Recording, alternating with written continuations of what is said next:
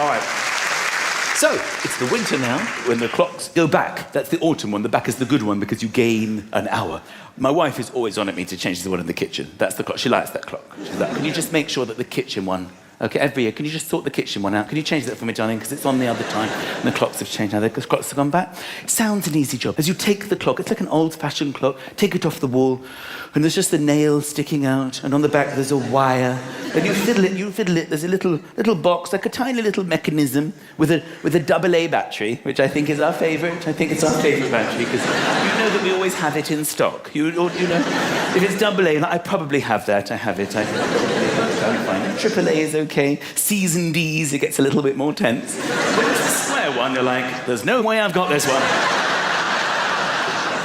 The square one has a life under it. You don't even need to put it in. The square one, there's a wire and a hat. You can actually put it on it. Like this from outside of the appliance. I'm the square battery. Anyway, you twiddle it back an hour, and then you think, well, I'll just pop that back on the wall. There's the nail, there's the wire. You keep a visual on the nail, visual on the wire. You start moving the clock towards the wall. You maintain visuals. I see the nail, there's the wire. You lose visuals, but you don't panic. You just adjust your position, and that should just slot nicely onto the... Why hasn't it? You don't panic, you look again. There's the nail, there's the wire, and it's just hovering above it, so if I don't move it, and then move it in, that should just slot on... After a while, you don't even look. You just start dragging it down the wall. Surely it should collect the nail. It's like someone standing behind the wall just removing the nail. Don't tell him. Last year, it took me over an hour to put the clock back on the wall. I lost the hour that we'd gained from the clocks going back. For most people, the clocks go back an hour. For me, they went forward 7 minutes. So this show, ladies and gentlemen, is going out on Christmas Day itself. Christmas Day! Yes. There's such a magic, isn't there, to that day. It's very different doing a Christmas show leading up to Christmas as opposed to doing it on Christmas Day. It's such a special, magical day. There's such a build-up to it that when you're in it, you can't even believe that you're in it. You know, you open the curtains and you're like, that's my road. On Christmas Day. Sometimes you see other people. Look at that man walking his dog. On Christmas Day. I'm having my morning pee. On Christmas Day. Sometimes you visit relatives. You see other people in their cars. You look at them at the traffic lights. Look at them. On Christmas Day. There's an aeroplane in the sky. On Christmas Day! And this goes through the whole day. Until you go to bed when you're just drifting off to sleep going, oh, that's the end of Christmas Day. And then all the magic completely disappears overnight. And the next day you're just walking along going, I'm going for a walk. On Boxing Day. I've been to the gym, and it's a horror story. The changing rooms, I just can't cope with it. I don't understand men's philosophies towards nakedness, okay? Men in this very room behave like this, and I don't understand you. If I have to be naked in public, I'll be naked for a short amount of time as is humanly possible, okay? I will get my fresh new pants, we'll line them up, get the perfect distance away, take off old pants, put new pants on! I'm back in pants. Sometimes I go too quickly. I'm in 2 pants. I don't give a shit. I'd rather have 2 pants than no pants. But other men have completely the opposite philosophy of this. They'll come out of the shower, sort of air drying, towel drying their asses. I have never towel dried my ass in my entire life. I don't need to. I don't leak water from my ass. But other men, they spend hours working away at the ass area. Going through dozens of fresh towels. And they don't do it in the corner against the wall. They're right out there in the open looking at you, yes. I'm towel drying my ass now. And I've seen men put their pants on last. Literally last. They come out of the shower, you know, they put the shirt goes on, everything's flopping around out here. Tie goes on, look who's still in town. Jacket, coat, scarf, top hat, yeah, baby. Shoes and socks. How is that even fucking possible? What are you going to do, sew your trousers on now?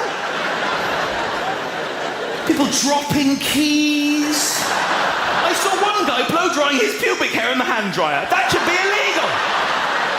Standing there talking about house prices. Do you think we've reached the bottom? I see people run into each other. If I saw somebody I knew in the gym, changing room, I'd hide in the locker. This guy was like, Mark? Fucking hell! Richard! Is that you? I didn't know you were a member of this gym. Yeah, just moved into the area recently. What's it like here? You literally don't know where to look.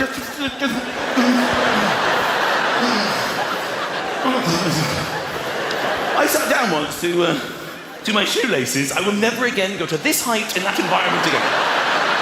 There are lockers above me. Somebody's looking for their locker, so they're edging their way over. I'm sitting here doing my laces.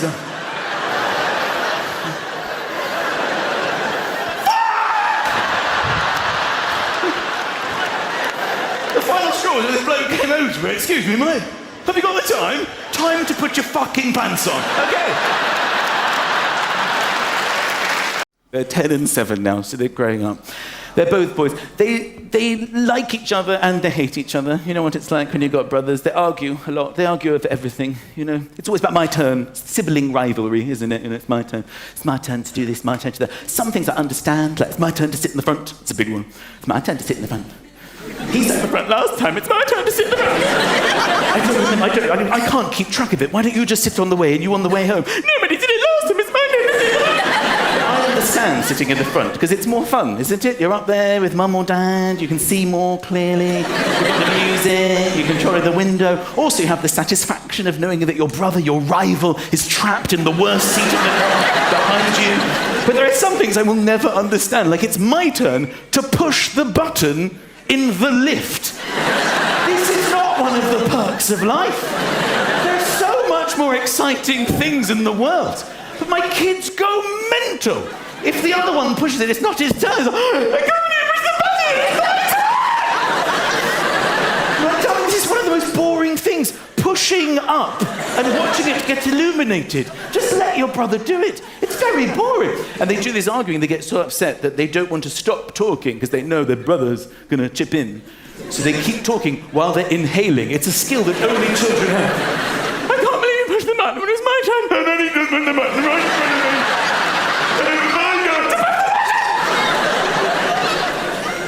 Adults are often quite pleased if somebody pushes the button for them. We go into a lift, and sometimes there's a person, a stranger, in the lift, and they're like, oh, which floor, please? Sorry, which floor? Oh, thank you. Oh, you're very kind. You're a very kind stranger. 11. I'm going to 11. They push 11. Oh, thank you. Thank you, stranger, for making my life a little easier. It's very rare for an adult to go, hey, it's my turn to push the button. Step aside. Can't believe you pushed the button when it's not really my turn to push the button. Crossing the road is exactly the same. The pelican crossing thing where you push it says, wait. Is there anything more boring than that in life? My kids go mental. I can't believe it was my turn. He pushed the button yesterday and the day before, and I haven't pushed the button for ages. This is so boring. Often adults forget. We're often standing at the road going, have you not pushed the button? I thought you pushed the button. Oh, for God's sake. I'll push the button. But with kids, the drama. The drama of road crossing. Because also you've got to teach them about the green man, because you can never cross on the red man, because you know, it's dangerous. So you always have to wait there with your kids, waiting for the green man, it's the red man, don't cross on the red man. Adults don't help, of course, because they just walk when they walk faster. But he's an idiot. Children, that man's an idiot. Once a man in an all-green tracksuit starts walking across, my son was like, is that the green man? No, that is just an idiot. It's another idiot. I like it when couples who are like in a relationship, they obviously love each other, you know? They might be married, they might be going out, they're walking along the street and the man will always do that thing when he naturally goes roadside. Roadside? I'm going to roadside. Excuse me, I'll go this side, darling. If a car comes off the road, I'll take it. You go there. The worst that can happen is a wheelie bin might topple on you, but here, a lorry could come and I'll just go that out with I'll stop it with my thigh. I got it. You get to a road, right? And there's this ambiguity over whether to cross. And suddenly the hands, you stop holding hands. One person will go, And they look at the car and they think, oh, there's a car coming. And then one person starts going and the other person's going, no, I think I'm going to die. And the other person keeps going, what's happened, where are you? And you end up on opposite sides of the road, what are you doing? Well, so I thought I was going to die. And you left me to die! I like it now with the countdowns. Have you seen the countdown clocks? They give you like 20 seconds across the road. So you're watching the clock, and I always do it well inside the allotted time. I'm watching the clock, I'm like, I've done it in 8 seconds, I've got 12 left. I tend to go back in. I'm going to make the most of my time. I like to time it exactly. 3, 2, 1, and yeah. And I understand that, you booked online. Did you all book online? That's what you do now, because that's the modern world. It's not easy to book online. It's supposed to be easy. Easier than the past when you'd be on the phone or queuing in person. Now I have to book online. And of course it's a little bit easier because you can do it from home. But there are aspects of booking online that make no sense to me. What is that little challenge you have to go through before you even get to the tickets? There'll be like a collection of out-of-focus, wavy letters. They're all sort of hiding behind each other. You're like an F coming out from a P. Hello, can you see me here? It says, can you read these letters? Why am I doing this challenge? I don't know. Wisnofn her 79. You press send, it goes, no, try these. Why the fuck am I doing this challenge? It's a game show. I want to just buy the tickets. Then you have to register. That's very important. Everything you do now online, it bores me. Doesn't it bore you when you realise I've got to register now? You see that big registration form. Even when I went to the cinema the other day, I went to see, I don't know, with my kids, Despicable Me 2. You have to register all your information to join the View Cinema, Finchley Road, which is like 1.5 miles from my house. You have to put your name in, your address. I don't even know why I'm giving them my address anyway. I mean, I thought it would be best that I came to you to watch the movie. You don't really need my address. I just need to know where you are to watch Despicable Me 2. Don't come to mine. I have nothing. I have Despicable Me 1 on DVD, but I don't have 2. But then you have to put your address in. Then you click country of your address, and every country in the world comes up. This huge, big list of nations. It's a local cinema. So you scroll down, and you look for E, because I live in England, and you think, let's hope E is there, because that's near the top. But often E isn't there. And you think, it must be Great Britain. Yes, so you keep scrolling. Great Britain. And sometimes Great Britain isn't even there, and you think, shit, it's the United Kingdom. You have to scroll through all the nations of the world, all the way to U, which is at the end of the alphabet, to find. Sometimes United Kingdom isn't even there, and they've actually left it at the top, but you didn't realise. You have to go all the way back to the top. It's about 40 minutes. You've got repetitive strain syndrome, just to tell them which country you're in. I'm obviously in England, in London. It's a cinema 1.5 miles from my house. Who the fuck is coming from Uzbekistan, for example? Angola is the first one on the list. And there are people in Angola going, I'm so sick of my local multiplex. I think today we should fly 8 hours to North London to watch Despicable Me 2. And then we will fly home immediately. Then they want your email address. That's very important, isn't it? You put your email address. Can you confirm your email address? They need to check that you know your own email address. That's because they're so desperate to get your email address, so they can harass you with little sales promotions that you don't want. And they know you don't want it. That's why they make it very difficult for you to know whether you're supposed to tick or not tick the box, which basically tells them to leave you alone. It'll say something like, if you do not want to not receive endless emails for the rest of your life and the lives of your children, please remember to uncheck the non-check, uncheck, check, non-check, tick box.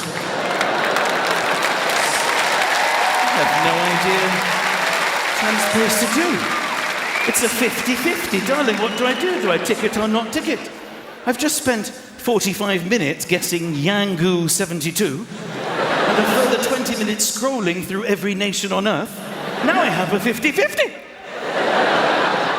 By the time you get to terms and conditions, you just tick them. Because, let's be honest, who has the time? Have you ever clicked on terms and conditions? I don't have a fortnight to do legal reading. By the time you finish the terms and conditions, you've missed the film. It's not even in the cinema anymore. So you just click it and hope that everything's going to be okay. But I always get a flutter of panic. I don't know what I'm agreeing to in terms and conditions. I'm slightly worried that in 5 years' time or something, iTunes aren't going to show up at my doorstep and go, we own this house now. You can fuck it. You agreed to give us the house when you bought the second series of Breaking Bad. Who knew? Leave. Passwords. I mean, how many... Do you remember when you just had one password? Yeah? No, I have so many passwords in my mind, I have no idea. I have no idea when I'm confronted with them. Basically, I've got my original password, but now I've got variations of it. I've got like hyphens in it and numbers at the end of it and big capitals for no reason. And what I hate is when you give them a password, because they want you to have a password, you suggest one, and it'll go, weak. Fuck off. Those are my children's names. Who are you calling weak? Or sometimes you forget your password. You didn't even know you joined. And have you forgotten? Have you forgotten? Click here if you've forgotten. Go on, click if you've forgotten. You don't know, do you? You've tried 3 times. You're locked out. You're not even coming in. Think about it. 5 minutes. Think about it. Come back. And they start asking you questions about your life. You don't even remember giving them that information. What is your favourite dog? I can't believe I chose a favourite. The dog's in the corner going, it better be me. Mum, can you phone me back with your maiden name? I'm trying to go to the cinema, if you can believe it.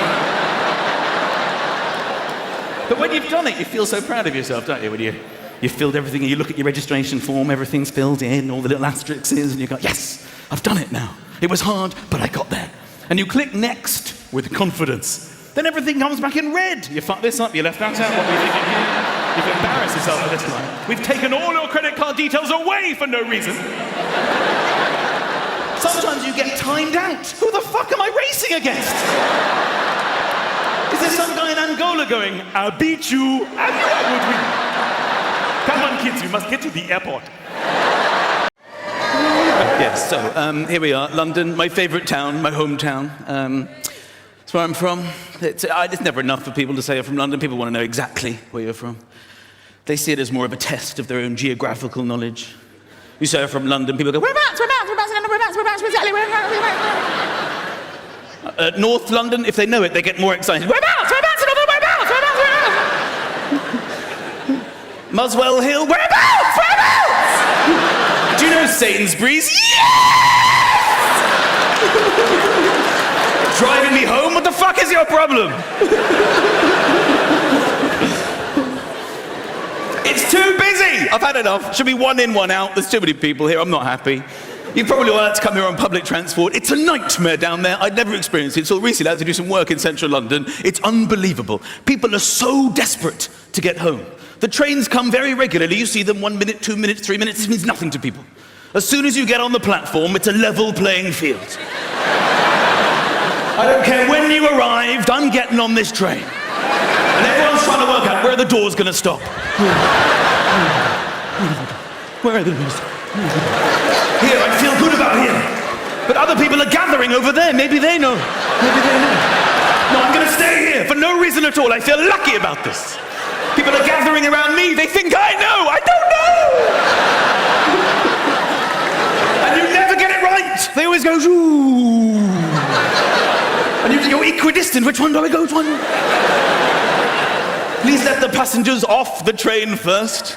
British people have an amazing ability to let people off a train whilst at all times moving forwards.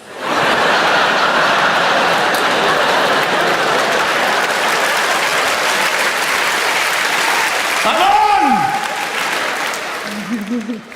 And when you're on, you don't care about other people. Move right down inside the carriage. No. Why would I do that? It'll be squashed in here. You look at other people. We're on. We don't need them. We don't need them. You don't vocalize it, but there's an understanding between you. And everyone's reading. You have to read. You can't be on the tube without reading. Reading is very important. You get out in the morning, every single person is reading the Metro. Everyone. Why doesn't one person just read it to the carriage? What the hell are they doing?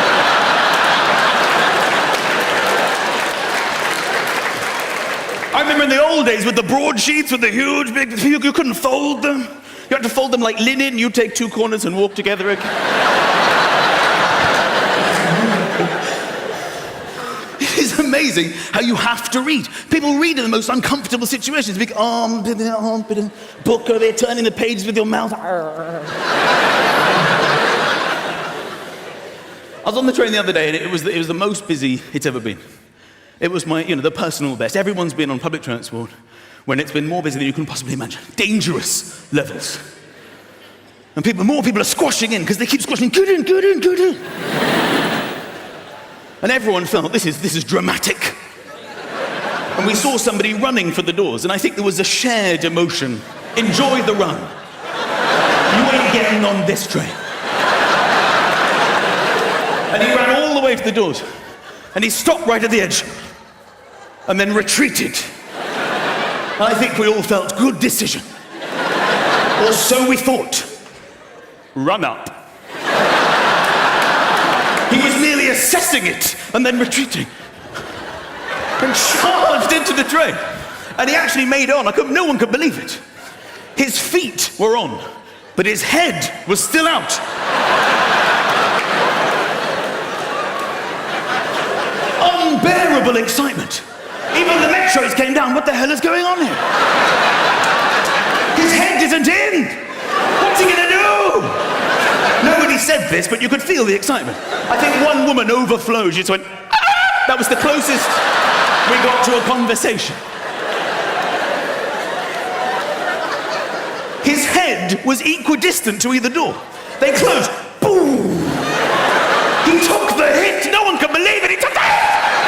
Nobody needs to go home this badly. Get out, man, get out! But no, he took another. Boom! Save yourself. And then, with his ever-decreasing mind power being smashed repeatedly by the doors, he came to the conclusion he should move slightly to the right, use the door, accept another hit to smack his head into the train. The doors closed, bang, and it hit him right in. And he made it. No one could believe it. He's made it. He's in. Then he reached into a pocket and got out a book.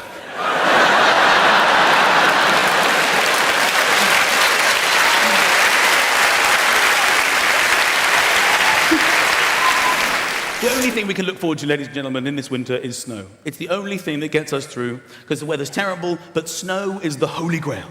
Nothing beats snow. And normally we get one day of snow, and you gotta hope that it snows overnight so you can be snowed in.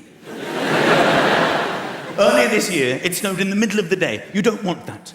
I was waiting for my bus, and where I live, there's no tube. You have to wait for the bus. The buses actually originate there. The bus is already there. So it's even more frustrating. I'm waiting for the driver. We've got everything we need.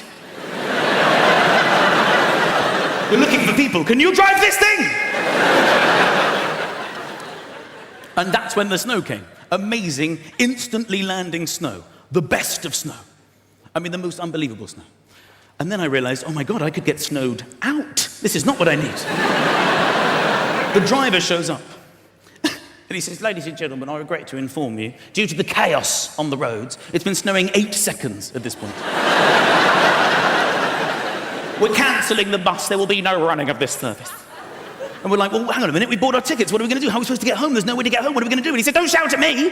I actually live at the other end of this bus route. I take this bus home, and then I'm relieved by another driver. And we're like, well, this is a very interesting development. How are you going to get home? So there's only one thing to do. Walk. It's the only way we can get home. It's the only way at all. I'm like, fine, okay. So we walked the bus route, led by the driver.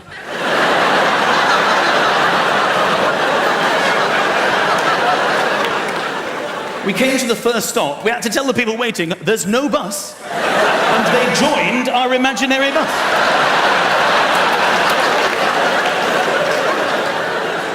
It was getting bigger and bigger. I looked behind us, I could see the next imaginary bus. Not a bus, just people walking. And it was catching up fast, because no one to pick up from the stops. And the driver saw this as well, and he turned around. He said, when we get to the next stop, don't tell them anything. Keep walking, they can get on the next one.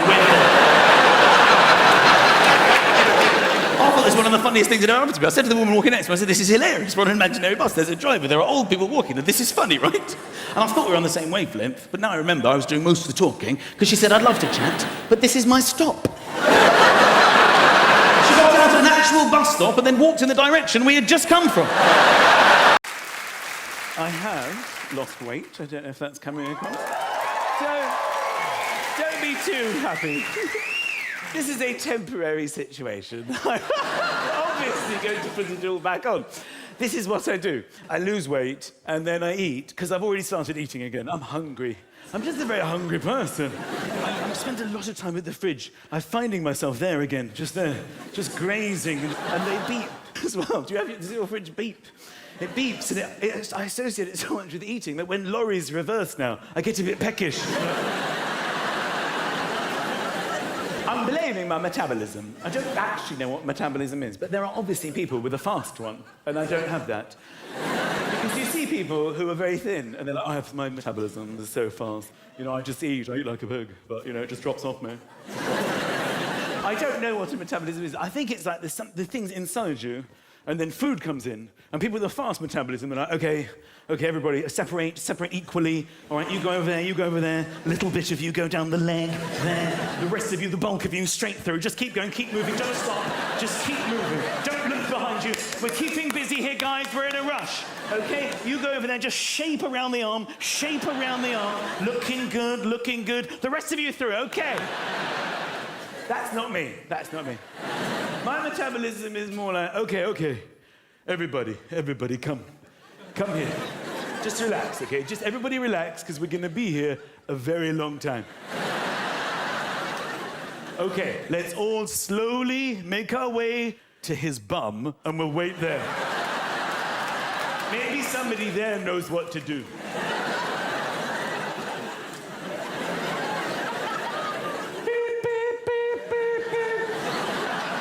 But I did lose a little bit of weight on account of my wife, who suggested that I went on a diet and suggested that I went to a medical clinic in Austria to do it. When I say suggested, she bought me flights. She literally just handed them to me and said, go away and come back better looking. So I went to this place in Austria where you lose a stone in a week. A stone in a week. And everybody that does it loses a stone in a week. I lost a stone in a week, and it's actually it's amazing how they do it. You know, you're sitting there thinking, how would you do it? A stone in a week? Well, I'll tell you. It's amazing. They don't give you any food.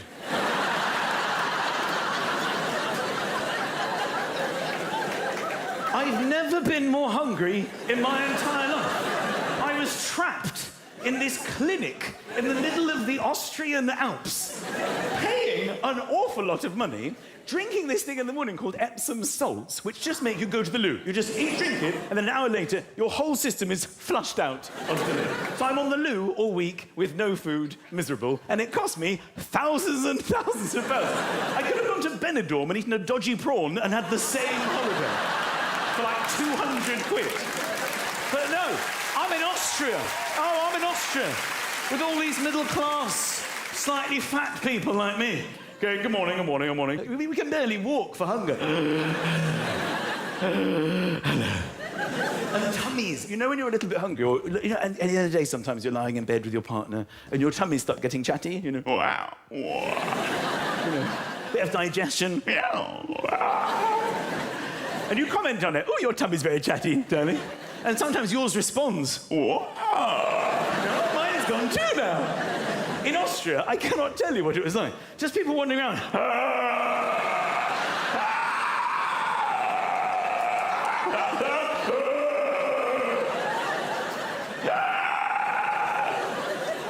I think my tummy actually spoke. I walked out of the clinic one day to get some air off day 5, and it went,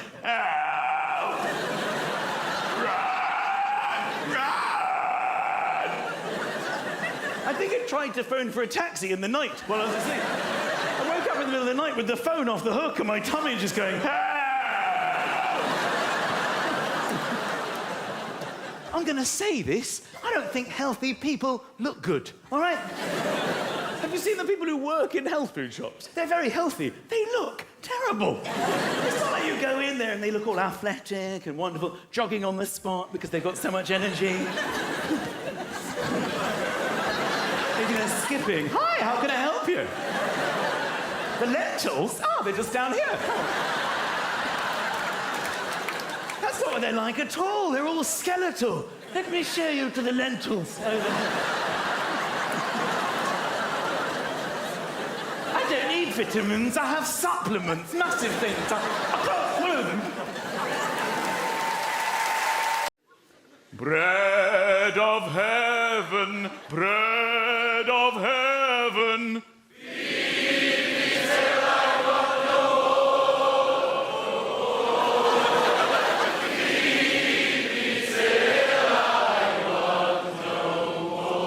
You're insane. You do know that, don't you? You are insane. Most of you look at me as if to say, oh, thank God the comedy's over. It's just like chapel. I love it. I love the sing song. This is great. This is absolutely great. I could not go to a theatre in the whole of England and go out and go, dear Lord and Father of mankind. Piss off. Very unlikely. Forgive our foolish ways. We were like, oh, I love it, bread of heaven. If I had some bread earlier from heaven, it's all right, bread of heaven. Are you all right? I'm full up on bread of heaven. Me, I am. I love that you sing it at the rugby, don't you? At the rugby. This is a lovely thing. That, you know, sporting events can be extremely hostile, but you're there going, hymn number 237, all right? Bread of heaven, all right, we all right? Let's sing it, let's belt it out, innit? You've got the New Zealanders, you know, giving all the haka. Come on! You look a bit hostile. Go on, have some bread. It's from heaven. Chill out, man. The English language was created by English people. I don't know when, but we decided to get letters to form words so we can communicate. But we also decided to sprinkle, for no apparent reason, letters within these words. Which are silent. Shh, forever. Why? Why?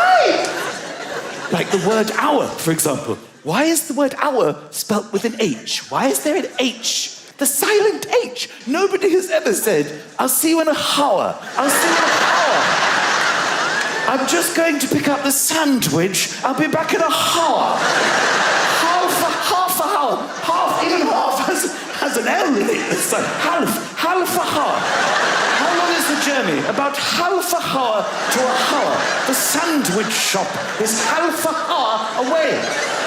It's a waste of everybody's time. The word subtle, would anybody object if it was spelt S-U-T-L-E? Not a single person would. But there's a B in the middle going, shh, just ignore me. Just ignore me forever.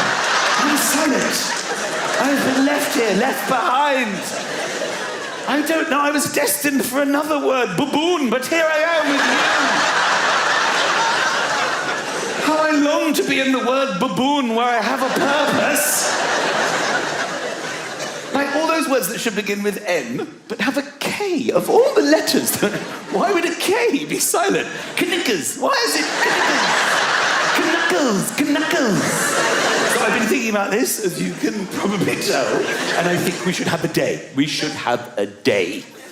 Silent letter day. Where they all come out to play. It would be on a Wednesday. A Wednesday. Sometime in the autumn. In the autumn. Could be in February. I haven't put this through time. Could be in February or the autumn. And we will spend the day together, families together, talking, and walking. We'll go for walks. And climbing. Knitting, a lot of knitting. People will save up their knitting to do on Silent Letter Day. And the knife is the only cutlery that you're allowed to use, the knife. No other cutlery is allowed on Silent Letter Day. Food is buffet style. You go along with your knife. There's salmon and swordfish and sandwiches and yogurt. And you use your knife. All the flavors are very subtle flavors. And the gnome will be the symbol of Silent Letter Day. Like Father Christmas, the gnome, everybody gives each other a gnome to celebrate. Happy Silent Letter Day, I got you a gnome. I've kept it hidden in the cupboard for months. I wrapped it up. Do you like it? I wrapped it up. I cut the wrapping paper with scissors. I use scissors to cut the wrapping paper. I'm so sorry, I forgot. I didn't realise. Is it really silent acetone? Is it honestly silent acetone? You mean honestly? Yes, it is honestly. You should have known.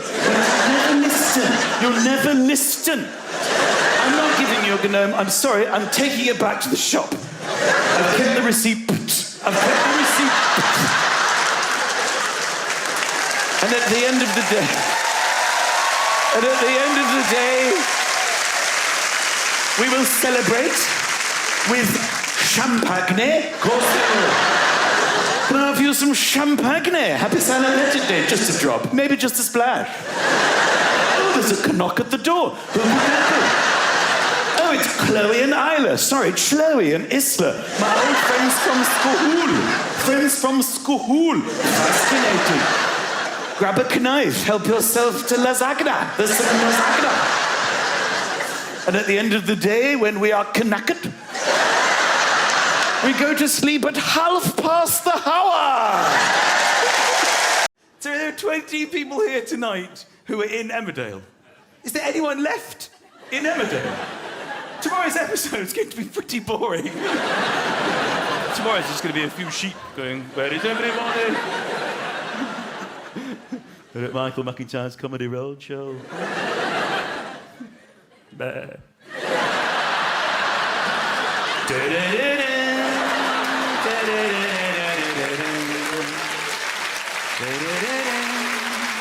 think I've jazzed the music up. You should go with my version.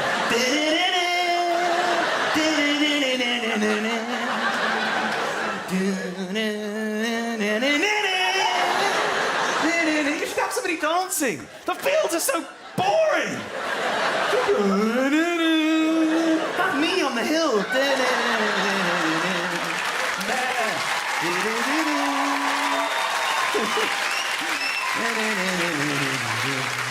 It's because I'm getting older, you see. My wife and I were the same age. Little things have started changing. For years, everything was the same. But now we can feel it creeping in. It's not exactly old age, but little differences. For example, we can't stay up at night. We pass out. About 9:30 is a late one for us. We get so tired. You know when you click on the Netflix thing and it goes boom? That's the sound of my wife and I's head hitting the pillow and passing out. I can't get beyond it. Dragon's Den winds me right up. I know you're rich, dragons. You don't need to bring your cash with you. They sit there with cash on their tables. I'm so tremendously wealthy, all my bank accounts are full. I've had to bring additional funds with me tonight. What about you, Theopathetus? Have you got money on your table? Oh, I'm completely loaded. I've thrown money up onto my table, that's every time. What about you two dragons? Oh yes, we've got a lot of cash here. All right, bring in the first poor person, let's see what they've got. They come in trembling. Hello, dragons. Please, can I have some cash for the ideas in my brain? I feel sick just looking at poor people. Look at the state of her clothing. For that reason, I'm out. What about you, Theopathetus? Are you out? I will be out, but I'm going to humiliate the bitch for 15 minutes.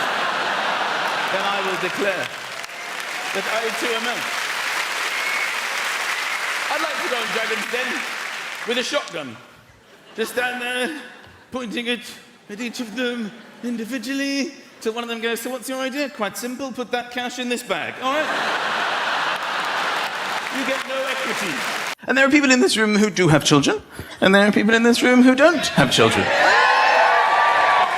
And the people who don't have children, they think they know, don't they? They think they know. They know what it means to have children. Sometimes they chat about it, don't they, in their little couples?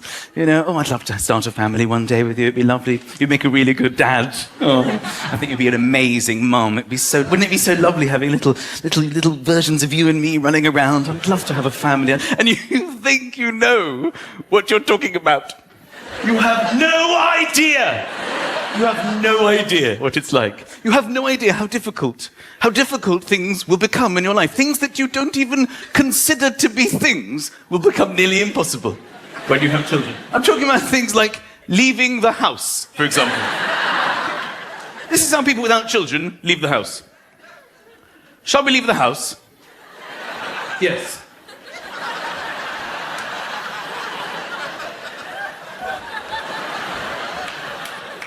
This is how I leave the house almost every day. Lucas, Oscar, come downstairs. We're late. Why aren't you downstairs? Put your shoes on. I don't know where my shoes are. Put your shoes on. Go and find your shoes. Where did you see them last? On my feet. After that, get your shoes on. Come here, come here. Arms up, arms up, arms in, arms in, arms up, arms up, arms in. That's my wife. She's so tired, she can't dress herself. Arms in. What arms, darling? Where are we going? I want to go to bed. Where are we going, darling? Darling, you've got Lucas's shoes on your hands. I found your shoes, darling. You put your shoes on. Where's Ozzy? Come downstairs! We're late! Put your coat on. I don't want to wear my coat. You know, people without children, you know how you do zips up? I've seen how much time you have in your lives. How you focus on it. You get the one with the fabric. You just pop it in, don't you? It nestles in. Then you pause, thinking about your free life and what you might want to do with it later that day. And then you just glide up, don't you? To think I have time for that shit in my life. Every single morning. Yeah, oh, ruined it. Stay still.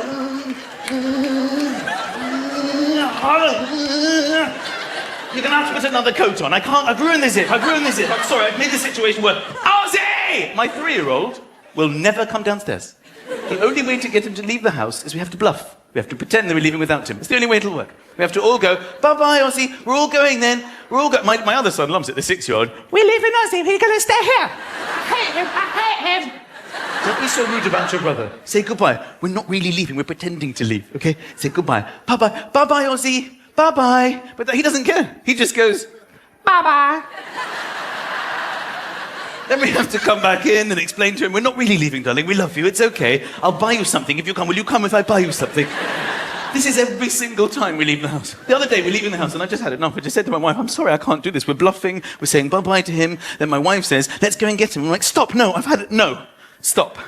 I cannot go through this every single time we leave the house. It's driving me insane. Okay? I say we call his bluff. I think he has to learn a lesson. Okay? Let's go. Let's just go. Let's go to Corfu. Let's have a nice holiday. You've no idea what it's like. You childless people. You have no idea. Driving. You go driving. You drive in cars, don't you? Driving along. Yay. What's the biggest drama you have to put up with? Oh, it's a bit chilly. Oh, put the blower on. Oh, that's nice now. Oh, look, they've opened a new Carluccio. We should go there. We could go there any night. Oh, what's this song? I love this one. Freedom! Freedom! I strap my children into the car. I work out what'll cut off the blood supply, then I ease it a bit. Stay there! We try and behave normally. Oh, what's this song? It's The Wheels on the Bus. Again. Oh, look, there's a new Carluccio's there. We will never go there. The other day I was checking my children in the rearview mirror to see that they're safe. We're on the motorway, okay? You just angle it to check that they're both okay because, you know, you're looking after them. Neither of them were there. They had both wound the windows down and had their heads on the motorway out of the window. Yay! Both of them, either side. Yay! My wife and I just lost it. They can't hear us. They're having the times of their lives. Yay! What you said, Daddy? On the motorway, going 80 miles an hour, I had to stick my head out of my window to try and communicate with my child. Get in the car! What are you saying? My wife's doing it too. Get in the car! What is it doing? All 4 of us had our heads out of the window.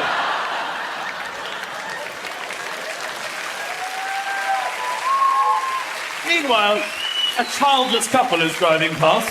Oh, look at the kids. I'd love to start a family one day. You have no idea what you're talking about. Sleeping. Sleeping at night. This is some people without children. Yeah, most nights, yeah. Good night, darling. Good night. Good night. Sometimes you go, sleep well, and the other one goes, I will. I will. That's how cocky, how arrogant you are. I will, I know I will. Good night, darling. Have a good sleep. Good night. It's been a long time since my wife and I said good night to each other, okay? Now we just go, good luck. Good luck to you today.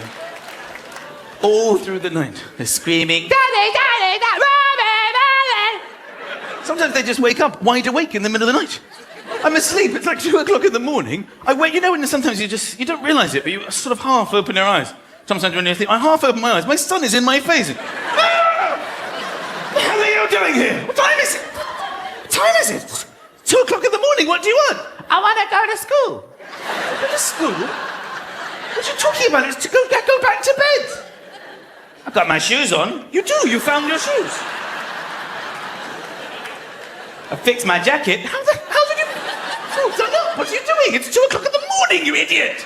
Go to bed. Where's Ozzy? He's by the front door. He's never been there in his life. It's 2 in the morning. You have no idea. And of course, that's when the bees and the wasps start to chip in to your day, because they live outside, okay? So they'll start to come into your life. And you'll deal with the situation, I believe, as a British person, in one of 3 ways. You'll recognise yourself in this as we go through it. When a bee or a wasp buzzes into your life, buzz, either you are, firstly, a wafter, okay? You'll know who you are if you're the wafters. They're quite cool, by the way. If you're a wafter, you're quite cool. You just deal with the situation. Buzz, okay, I'll figure. I don't need that. Buzz, sure. Sometimes you don't even break stride in your conversations. So the other day you just dealt with the situation. You're moving the air. You're not trying to hit it. I'm just going to move the air near you. And you'll know that this isn't an area where you're particularly welcome, okay? I'm a wafter. Right, next up, secondly, you have the stay-stillers. Now, they are very serious people. And they're very adamant that their strategy is the best one to deal with the situation. Okay, nobody move. Just stay completely still. Don't make it angry. Don't encourage it. They get quite angry with the wafters. Don't waft it. You're just making it angry. You're encouraging it. Don't encourage it. It's not interested in us, and we're not interested in it. See? It's gone now. Just stay completely still, and it'll get about its business, okay? Then, the third way, the total panickers, right? Is it on me? I can feel it! Has it gone? Has it gone? Has it gone? Oh my God! I can feel it! Did it go? Did you see it go? It's massive. Oh, I can still feel it. I can see it. Did you see it? It was massive. Oh my God. Was it a hornet? Was it a hornet? You know, if it gets you on the throat, you can die. You can die. Right? That's the third way. Now, wafters are able to upgrade and become total panickers. They allow themselves that privilege. You know? If their wafting is ineffective and the wasp keeps coming back, then you can see them start to panic.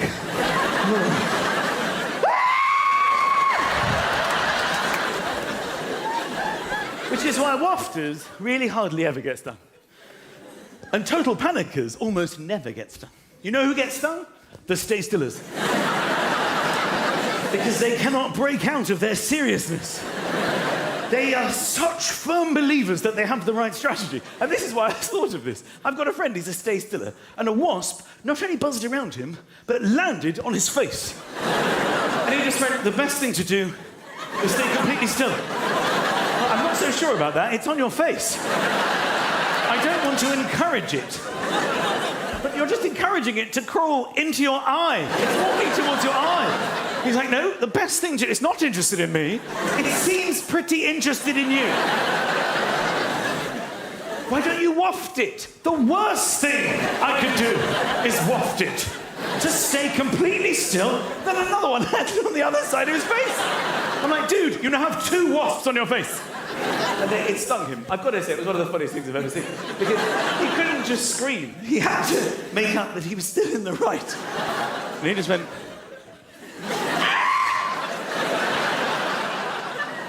It has now stung me. It stung my face. It stung me on the face. But I think the best thing to do is to not encourage it to sting me again. If a total panicker gets stung, you know about it. It's like,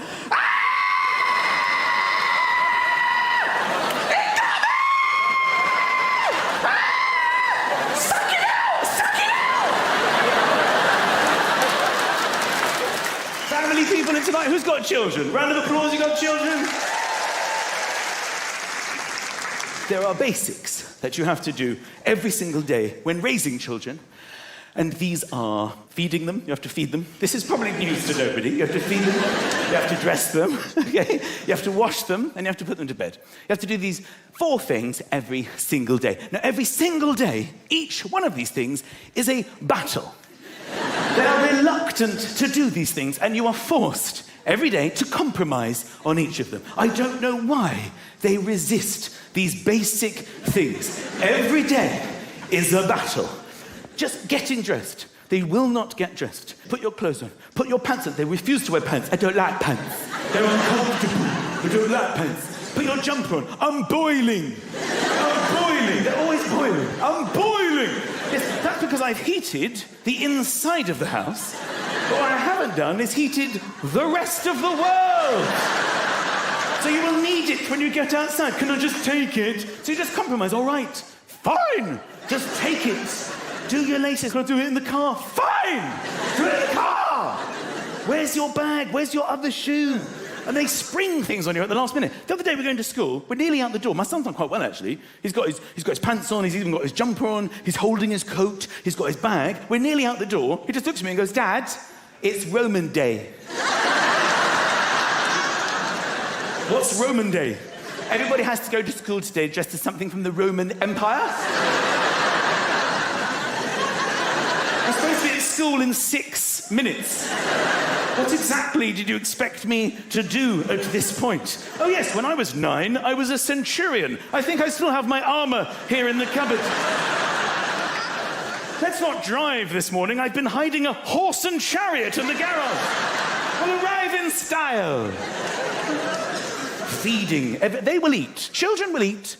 They will eat rubbish. They'll eat garbage, okay? They'll eat chocolate and sweets and ice cream till they're sick. What they won't eat is things that are good for them. Every day we try to get them to eat vegetables, fruit, things that are good for them. We aim very high, my wife and I, every single mealtime. All right, tonight, there will be no ice cream, children, unless you have all your peas, all your broccoli, and all your carrots. But Dad, please, it's disgusting. Please don't make me eat that. Please, it's just disgusting. Please, Dad, you can't force us. You can't force us. It's disgusting. All right, fine. I just want you to eat 1 carrot, 5 peas, and this floret of broccoli. But Dad, it's disgusting. Please don't make me eat that. Please, you can't force me. I hate it. I hate it. All right, fine. Just stick out your tongue and let me wipe the broccoli across your face. And then can I have ice cream? Yes. Washing every day, run the bath, get in the bath. Have you washed? Have you brushed your teeth? They lie to you. They lie to my face every single day.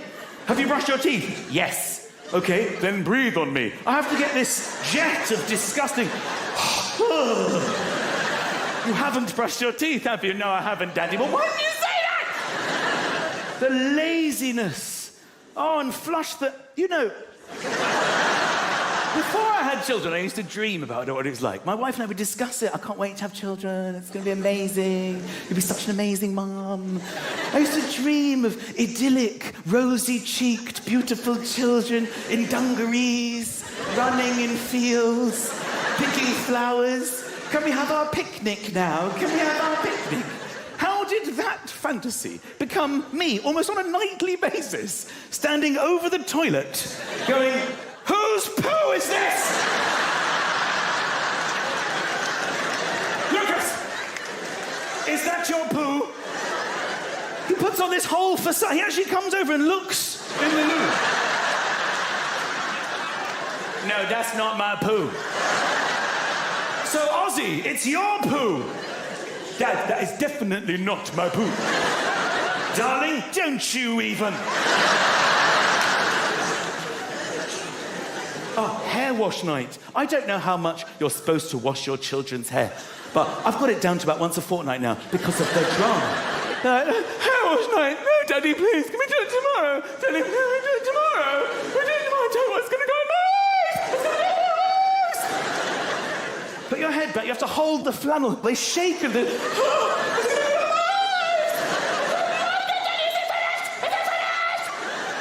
God forbid the shampoo actually goes a little bit in their eye.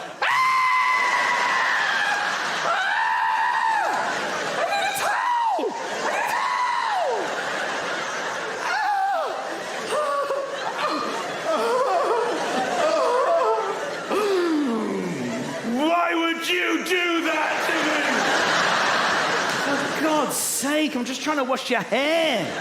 Bedtime. Oh, bedtime. It's bedtime. Go to bed. Can I have a story? Can I have a story? The last thing you want to do at the end of a day of battles is read a nonsense, stupid story. I don't know if you do this, but I will scan the bookshelf for the shortest book that we own. My son's always like, can we read The Hobbit? No. I thought we could read this leaflet that came through the door. It's for a local pizzeria. You see there's a deal on. Now, good night. Daddy loves it.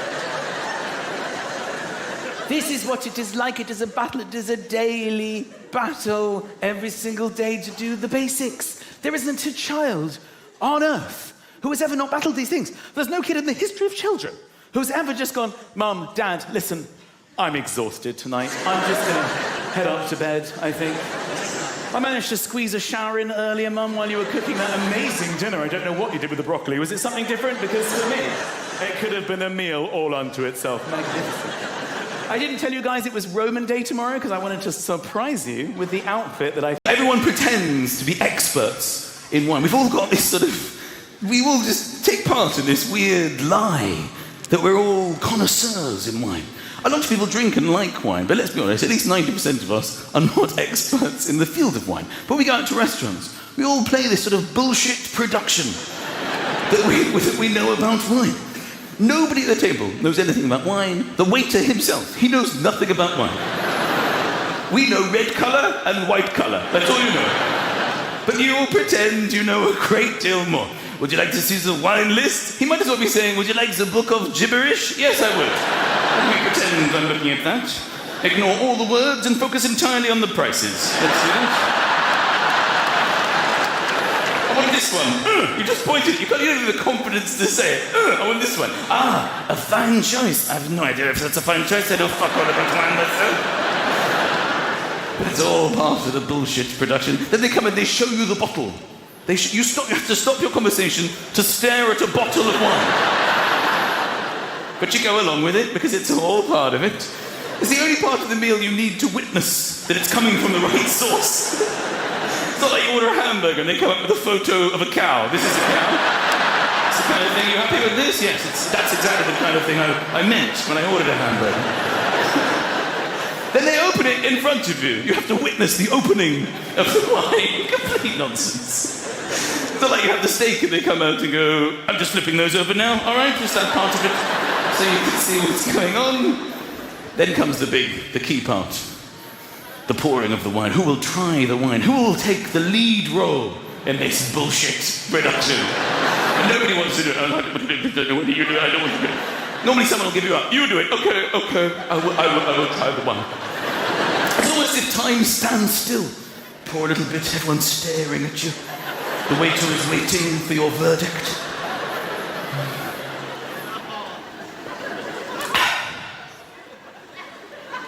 Yes.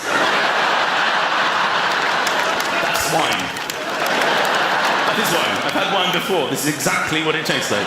It looks like Ribena, but I confirm it isn't Ribena. It's wine.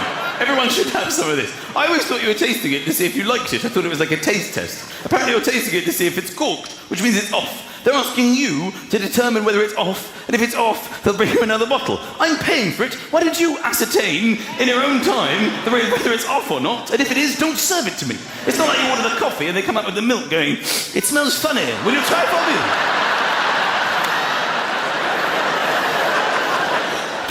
Cheesy! But you go along with it because it's restaurants. You just go along with things in restaurants. because you think it's the way you have to behave in restaurants. You sit in this most expensive restaurant, would you like some bread for the table, some water for the table? The table's having a better night than I am at this stage. I mean, who actually wants bread and water before your meal? I could get this at an orphanage. I'm paying a lot of money to be here. But you go along with it because you're in a restaurant. You order your main course. Would you like some side orders? No. Just give me food on a plate. I don't need satellites of food surrounding my food. Is it to make you feel like you're eating less? Yes, I would like some side orders. In fact, I'd like some potato dauphinoise behind me. Put them behind me. I want carrots in a drawer under the table. Cream of spinach behind the cistern and the loo. No one will ever know.